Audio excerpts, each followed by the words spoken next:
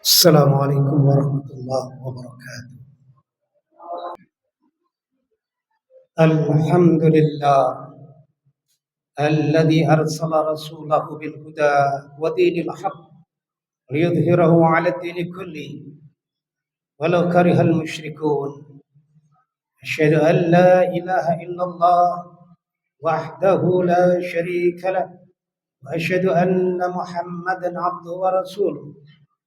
اللهم صل وسلم على خاتم الأنبياء والمرسلين محمد وعلى آله وصحبه أجمعين. أما بعد، فيا عباد الله اتقوا الله حق تقاته ولا تموتن إلا وأنتم مسلمون. Ma'asyiral muslimin rahimakumullah, mengawali khutbah Jumat pada kesempatan mulia kali ini, khatib mengajak kepada seluruh jamaah untuk meningkatkan ketakwaan kepada Allah Subhanahu wa taala. Marilah kita tingkatkan ketakwaan kepada Allah Subhanahu wa taala sebenar-benarnya takwa. Bertakwalah dengan menjalankan segala perintahnya dan menjauhi segala larangannya. Pesan penting tentang ketakwaan ini wajib disampaikan oleh setiap khatib karena menjadi salah satu rukun dalam khutbah Jumat. Artinya jika tidak menyampaikan wasiat tentang takwa, maka tidak lengkaplah rukun khutbah Jumat yang bisa berdampak kepada tidak sahnya rangkaian salat Jumat yang dilakukan. Wujud ketakwaan ini adalah dengan patuh menjalankan perintah Allah dan ikhlas meninggalkan larangan-larangannya. Jika ketakwaan sudah terpatri dalam diri setiap kita yang hadir saat ini, maka insya Allah kita mampu menjaga keimanan dan keislaman kita dengan kuat. Ketakwaan, keimanan, dan keislaman merupakan paket lengkap sebagai modal dalam mengarungi kehidupan dunia agar senantiasa tetap di jalan Allah Subhanahu wa taala. Pesan ini sering disampaikan para khatib dalam khutbahnya melalui ayat Al-Quran surat Ali Imran ayat 102. A'udzu billahi minasyaitonir rajim. Ya ayyuhalladzina amanu taqullaha haqqa tuqatih wa la tamutunna illa wa antum muslimun. Wahai orang-orang yang beriman, bertakwalah kepada Allah dengan sebenar-benar takwa kepadanya dan janganlah engkau mati kecuali dalam keadaan muslim. Jamaah Jumat Masjid Jami Villa Inti Persada yang dirahmati Allah. Dalam kitab Nasaihul Ibad disebutkan mengenai perkara-perkara yang menyebabkan celaka. Wa an Ibrahim an-Nakhai innama halaka man halaka qablakum bi thalathi khisalin bi fudulil kalam wa fudulit ta'am wa fudulil manam. Sesungguhnya orang-orang yang sebelum engkau semuanya itu celaka hanya karena disebabkan oleh 3 perkara, yaitu bicara yang berlebihan, makan yang berlebihan, dan terlalu banyak tidur. Pertama, perkara yang menyebabkan celaka adalah banyak bicara, para hadirin. Dalam sebuah hadis diriwayatkan oleh Imam Al-Bukhari dikatakan, idza qulta li sahibika amsit yaumal jum'ati wal imamu yakhtubu faqad laghauta. Apabila kamu berkata kepada teman, diamlah pada hari Jumat sementara imam sedang berkhutbah atau khatib sedang berkhutbah, maka engkau telah berbuat tiada guna. Hadis riwayat Al-Bukhari. Melalui hadis ini kita diingatkan untuk menjadi pribadi yang bisa menjaga diri untuk tidak banyak berbicara dan memahami situasi dan kondisi di mana, kapan, dan dengan siapa kita berbicara. Hal ini penting kita ingatkan dan perlu kita aplikasikan bukan hanya pada saat khatib sedang menyampaikan khutbahnya saja, namun juga dalam segala macam aktivitas interaksi dengan orang lain dalam kehidupan kita sehari-hari. Ma'asyiral muslimin jamaah Jumat Masjid Villa Inti Persada rahimakumullah.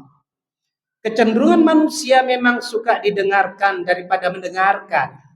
Kita bisa amati bersama dalam sebuah forum umpamanya. bisa dipastikan ada saja orang yang mendominasi pembicaraan dan tidak mau mengalah dengan pendapatnya. Ketika menanggapi pembicaraan orang lain, ia pun cenderung mengedepankan keakuannya, ananianya, dengan menonjolkan diri dengan apa yang dimilikinya. Banyak orang yang dalam sebuah forum masih saja tidak memahami orang lain. Sebaliknya, ia selalu ingin difahami oleh orang yang diajak berbicara. Tentu, betul ini manusiawi. Namun, jika kadarnya terlalu sering, malah akan menjadikan kontraproduktif dan mengakibatkan dampak negatif dalam interaksi dan komunikasi. Jika komunikasi tidak berimbang dan tidak berlangsung dengan baik, maka orang lain akan bosan dan tidak menanggapi apa yang sedang dibicarakan. Imam Al-Lu'lu'i mengatakan dalam syair Adabut Talab, wa fi katsiril qawli ba'dul maqti, dalam banyaknya bicara dapat menimbulkan sebagian kebencian.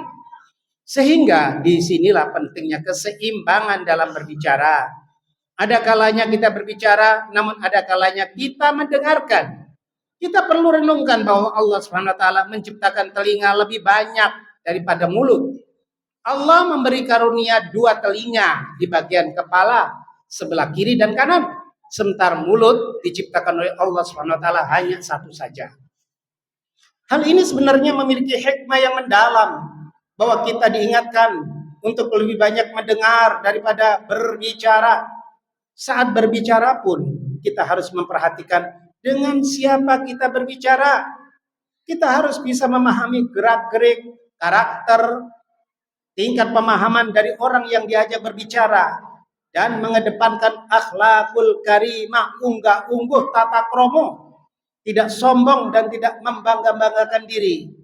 Kita juga diingatkan untuk selalu introspeksi terhadap kekurangan diri dan menanggalkan sikap senang mengoreksi kekurangan-kekurangan orang lain. Dalam kitab Sifat As-Sofwa, Imam Ibnu Az-Zawji mencatat sebuah riwayat tentang Imam Bakar bin Abdullah Al-Muzani yang menyampaikan 4 pesan mendalam. Pertama, ketika engkau melihat orang yang lebih tua darimu, katakanlah pada dirimu sendiri, orang ini telah mendahuluku dengan iman dan amal soleh, maka dia lebih baik dariku. Yang kedua, ketika engkau melihat orang yang lebih muda darimu, katakan pada dirimu, aku telah mendahuluinya melakukan dosa dan maksiat, maka dia lebih baik dariku. Ketiga, ketika engkau melihat teman-temanmu memuliakan dan menghormatimu, katakan pada dirimu, ini karena kualitas kebajikan yang mereka miliki. Keempat, ketika engkau melihat mereka kurang memuliakan engkau, katakan pada dirimu, ini karena dosa yang telah kulakukan. Dari riwayat ini kita diajarkan untuk introspeksi dan menilai diri sendiri sebelum menilai orang lain. Bisa jadi yang menilai lebih baik dari yang dinilai. Kita diajarkan untuk berbagi perasaan dengan kita mengedepankan husnudzon, yaitu prasangka baik sebagai jalan pembuka pendewasaan spiritual kita dan menghadirkan pahala dari Allah Subhanahu wa taala. Ma'asyiral muslimin jamaah Jumat Masjid Jami' Villa Inti Persada rahimakumullah. Terkait dengan komunikasi, Rasulullah pun telah mengingatkan umat Islam untuk memiliki tata krama dan etika. Dalam hadis beliau, kita diingatkan untuk benar-benar berpikir matang pada apa yang kita ucapkan. Mulutmu adalah harimaumu, katanya. Kita harus mempertimbangkan manfaat serta mudaratnya, keuntungan dan kerugian, serta apakah akan berdampak negatif atau positif. Itu harus kita kedepankan. Dalam hadisnya, Rasulullah SAW mengatakan, man kana yu'minu billahi wal yawmil akhir walyaqul khairan aw liyasmut. Siapapun yang beriman kepada Allah dan hari akhir, maka hendaklah dia mengucapkan atau mengatakan perkataan yang baik atau diam. Hadis riwayat Bukhari dan Muslim. Lisan kita ibarat pisau, para hadirin, yang bermanfaat jika digunakan untuk hal-hal yang baik. Namun sebaliknya akan membawa bencana jika digunakan dengan tidak bijak. bukan hanya melukai diri sendiri, namun bisa melukai orang lain. Bukan hanya luka yang bisa sembuh dalam waktu pendek, namun luka dalam hati yang bisa saja terus bersemayam sampai akhir hayatnya. Rasulullah pun mengingatkan kita dalam hadis beliau, aktsaru khotoya ibni Adam fi lisanihi. Kebanyakan, mayoritas kesalahan anak Adam adalah pada lisannya, pada ucapannya, pada kata-katanya. Rasulullah juga mengingatkan, ittaqillah haitsuma kunta wa atbi'is hasanata tamhuha wa atbi'il sayyi'atal hasanata tamhuha wa khaliqin nas bi khuluqin hasanin. Bertakwalah kalian dimanapun kalian berada, dan iringilah keburukan dengan kebaikan, kelemahan dengan kelebihan, yang mana itu semuanya bisa menghapusnya. Keburukan bisa dihapus, kekurangan bisa disempurnakan, dan bergaulah dengan orang-orang melalui akhlak yang baik. Hadis riwayat At-Tirmidzi. Hadirin jamaah Jumat Masjid Jami Villa Inti Persada yang dimuliakan Allah. Kemudian perkara yang menyebabkan celaka selanjutnya adalah makan berlebihan, fudhulut ta'am. Di dalam surat Al-A'raf ayat 31 Allah berfirman, a'udzubillahi minasyaitonirrajim wa kulu washrabu wa la tusrifu innahu la yuhibbul musrifin. Makan dan minumlah kalian dan janganlah kalian berlebih-lebihan, sesungguhnya Allah tidak menyukai orang yang berlebih-lebihan. Ayat di atas bagi manusia untuk tidak berlebih-lebihan itu adalah larangan bagi manusia dalam hal makan dan minum. Perintahnya konsumsilah makanan secukupnya dan jangan membuang-buang makanan. Kenapa kita dilarang berlebih-lebihan dalam makanan? Tentu ini ada hikmahnya. Tidak ada satu larangan dan perintah Allah melainkan di dalamnya terdapat kemaslahatan bagi manusia itu sendiri. Jamaah Jumat yang dirahmati Allah, kalau diperhatikan, selain adanya manfaat sosial supaya kita bisa berbagi makanan antara satu kepada lainnya, mengonsumsi makanan dan minuman secara seimbang berdampak baik terhadap kesehatan manusia. Biasanya para hadirin, orang yang makan dan minum berlebihan, tubuhnya tidak akan kuat dan cepat akan rusak. Karena apa? Karena dia tidak mengonsumsi sesuatu yang proporsional sesuai dengan kebutuhan kondisi tubuhnya. Selain kesehatan, membeli makan dan minuman secara berlebih-lebihan juga berdampak buruk terhadap lingkungan. Kalau kita membeli makanan secara berlebih-lebihan, sisa makanan itu pada akhirnya akan membuat lingkungan menjadi rusak, kotor, dan seterusnya. Kalau mungkin satu orang menyisakan makanan atau membuang makanan, mungkin belum jadi masalah. Tapi bayangkan kalau jutaan, puluhan juta, ratusan manusia membuang makanan setiap harinya. Itu akan berdampak fatal bagi lingkungan. Ibnu Ashur berpendapat dalam kitab At-Tahrir wa Tanwir, ayat di atas kata beliau terdapat prinsip-prinsip pemeliharaan kesehatan, khususnya mengenai makanan. Perintah di atas berupa anjuran dan tuntunan untuk tidak berlebihan dalam makan dan minum, bukan sebagai bentuk pengharaman. Para hadirin perlu diperhatikan ini. Hal ini disebabkan pada ayat berikutnya, yaitu ayat 32, Allah Subhanahu wa taala menegaskan tidak boleh seseorang mengharapkan karunia Allah yang telah diberikan dan rezeki Allah yang baik-baik itu. Ukuran berlebihan pada ayat tersebut menurut Ibnu Ashur adalah maslahat untuk setiap orang. Lebih jelas ukurannya adalah keseimbangan seperti diperintahkan dalam surat Al-A'raf ayat 7 tadi. Berikut penggalan firman-Nya, a'udzubillahi minasyaitonirrajim, qul amara rabbi bil qist.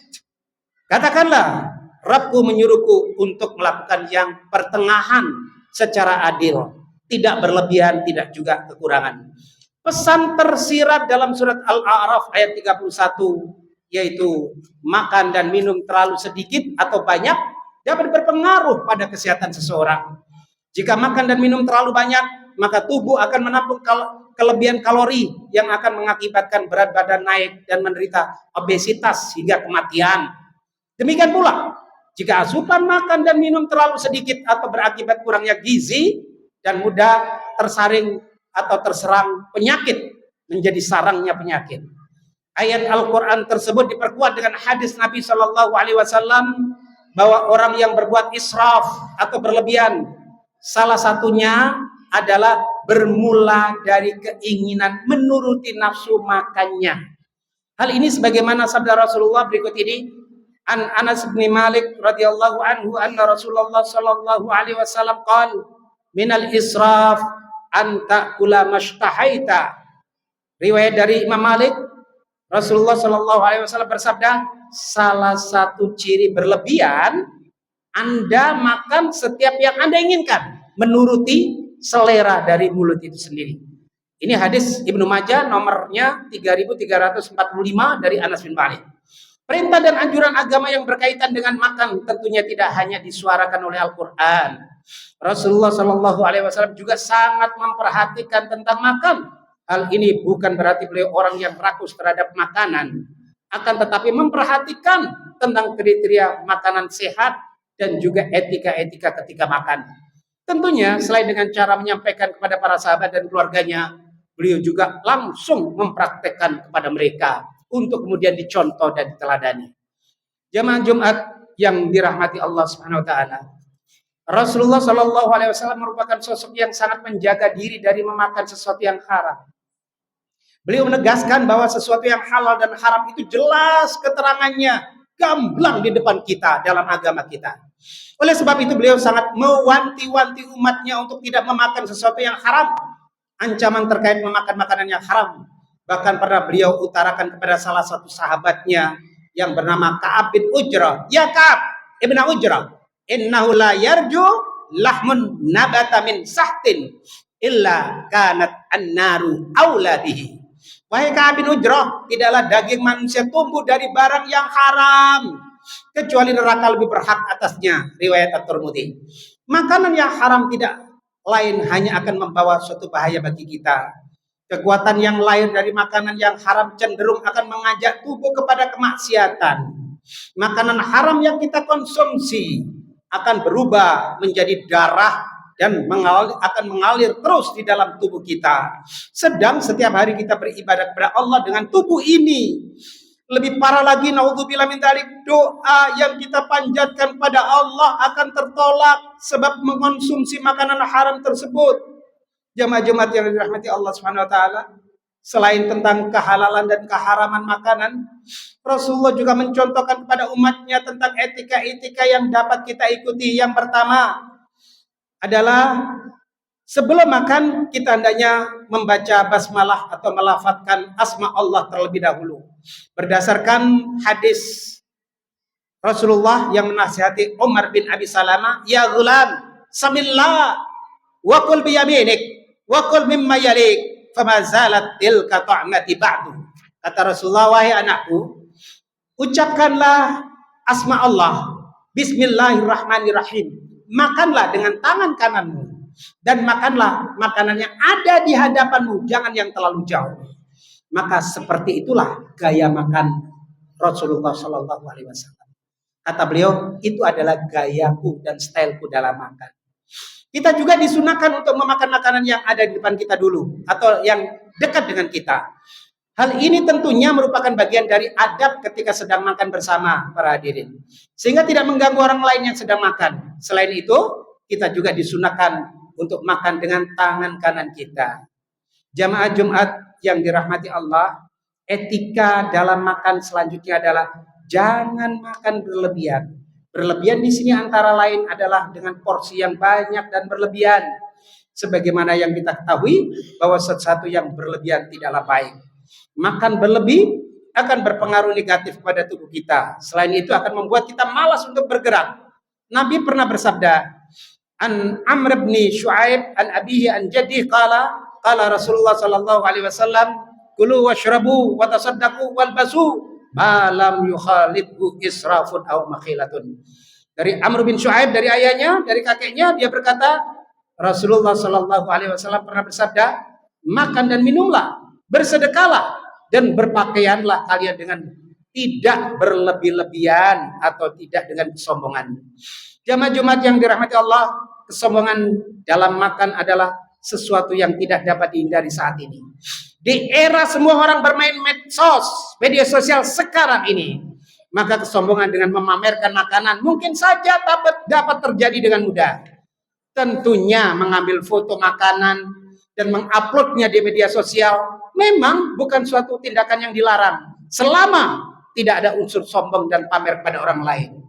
Selain itu, adab dan etika yang diajarkan kepada kita adalah tidak mencela makanan apabila kita tidak menyukainya. Mencela makanan memang tidak akan membuat makanan itu berubah menjadi sesuatu yang mencelakakan kita. Akan tetapi jamaah sekalian, mencela makanan akan berujung kepada orang yang memberikannya kepada kita atau memasakkan makanan itu untuk kita. Perihal larangan mencela makanan telah diingatkan oleh Nabi Shallallahu Alaihi Wasallam melalui sahabat Abu Hurairah, ma'aban Nabi Shallallahu Alaihi Wasallam ta'aman qattun inishtahahu akalahu wa in karihahu tarakahu. Nabi Shallallahu Alaihi Wasallam tidak pernah mencela makanan satu kali pun. Apa beliau suka, beliau makan. Apa beliau tidak suka, beliau tidak memakannya. Selanjutnya, etika dan adab yang patut kita amalkan dari sunnah Nabi ketika makan adalah membaca doa dan bersyukur kepada Allah dengan memujinya setelah selesai makan dengan mengucapkan alhamdulillah. Apa yang dikatakan oleh Nabi, innallaha la yardha 'anil 'abdi ayyakulal akalata fayahmadahu 'alaiha aw yashraba syurbata fayahmadu 'alaiha. Sesungguhnya Allah Ta'ala sangat suka kepada hambanya yang mengucapkan tahmid, yaitu alhamdulillah sesudah makan dan minum. Kemudian yang terakhir, perkara yang menyebabkan celaka adalah salah satu kebiasaan yang sering menjadi penyebab kelalaian dan dalam menjalankan kewajiban, yaitu terlalu banyak tidur para hadirin. Sehingga masuk ke dalam perkara-perkara yang menyebabkan celaka. Allah Subhanahu wa taala berfirman, "Wa min ayatihi manamukum bil-lail wan-nahar wa ibtigha'ukum min fadlih. Inna fi dzalika laayatil liqaumi yasma'un." Di antara tanda-tanda kekuasaannya ialah tidurmu di waktu malam dan siang hari serta usahamu mencari sebagian dari karunia-Nya. Sesungguhnya pada yang demikian itu benar-benar terdapat tanda-tanda bagi kaum yang mendengarkan. Namun para hadirin, tidur yang berlebihan bisa menjadi penyebab kemalasan, melalaikan tugas ibadah dan menjauhkan diri dari produktivitas. Rasulullah Shallallahu Alaihi Wasallam mengatakan, orang yang banyak tidur di malam hari akan kehilangan banyak kebaikan. Hadis riwayat Bukhari Muslim. Terlalu banyak tidur juga dapat menyebabkan seseorang lalai dari sholat subuh, melewatkan waktu-waktu utama untuk beribadah dan merugikan diri sendiri. Padahal waktu pagi adalah waktu yang diberkahi. Nabi mengatakan, ya Allah, berkailah umatku di waktu paginya. Ini hadis riwayat Abu Dawud dan Tirmidzi. Ma'asyiral muslimin, siapapun yang hidup di dunia tentu pernah merasakan nikmat dan manfaatnya tidur. Tidur memiliki peran yang sangat urgen bagi kesehatan tubuh manusia. Ketika seseorang tidur, tubuhnya akan memperbaiki diri untuk kesehatan fisik dan mental. Sehingga setelah bangun tidur, serasa lebih segar dan berenergi. Orang yang kebutuhan tidurnya kurang atau istilah lainnya mempunyai hutang tidur, maka akibatnya akan melahirkan rasa lelah, sering cemas, gangguan mood atau konsentrasi. Sebaliknya, orang yang terlalu banyak tidur akan malas beribadah dan berat untuk melakukan kebaikan. Rasulullah Shallallahu Alaihi Wasallam mengkhawatirkan, seraya beliau mengatakan, akhsha ma khasyitu ala ummati kabirul batni wa mudawamatun naumi wal kasalu wa dhuful yakin.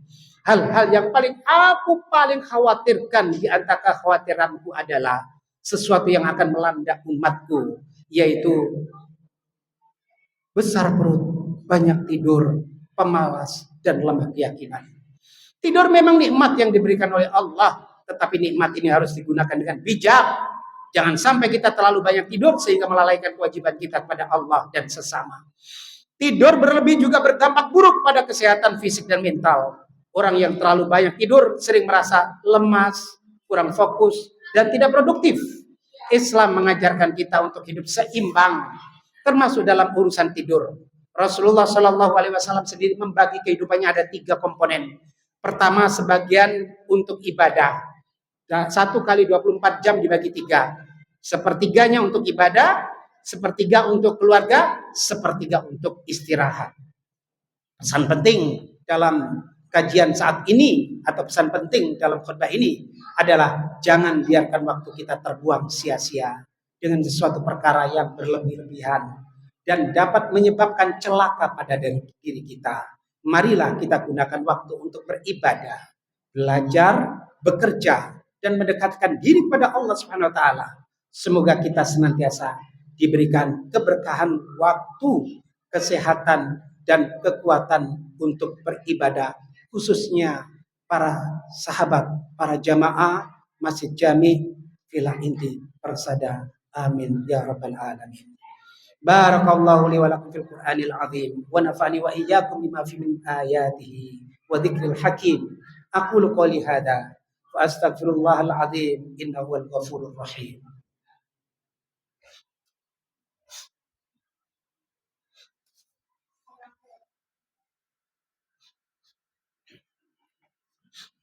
Alhamdulillah walhamdulillah thumma alhamdulillah.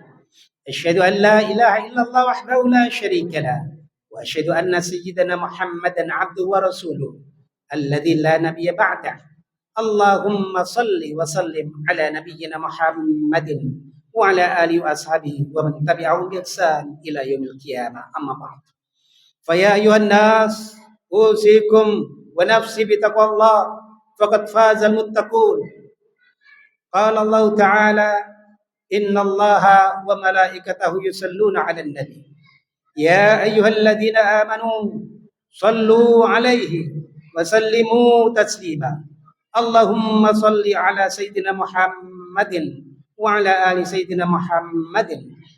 اللهم اغفر للمؤمنين والمؤمنات والمسلمين والمسلمات الأحياء منهم والأموات. اللهم ادفع عنا البلاء والوباء والقرون والزلازل والمحن وسوء الفتن والمحن ما ظهر منها وما بطن عن بلدنا إندونيسيا خاصة كذلك جماعة فيلا إندي برسادة وسائر البلدان المسلمين عامة يا رب العالمين. اللهم أرنا الحق حقا وارزقنا اتباعه وارنا الباطل باطلا وارزقنا اجتنابه. ربنا آتنا في الدنيا حسنة وفي الآخرة حسنة وقنا عذاب النار والحمد لله رب العالمين. عباد الله إن الله يأمر بالعدل والإحسان وإيتاء ذي القربى وينهى عن الفحشاء والمنكر والبغي يعظكم لعلكم تذكرون. اذكروا الله العظيم يذكركم واشكروه على نعمه يزدكم ولا ذكر الله أكبر. أقيموا الصلاة.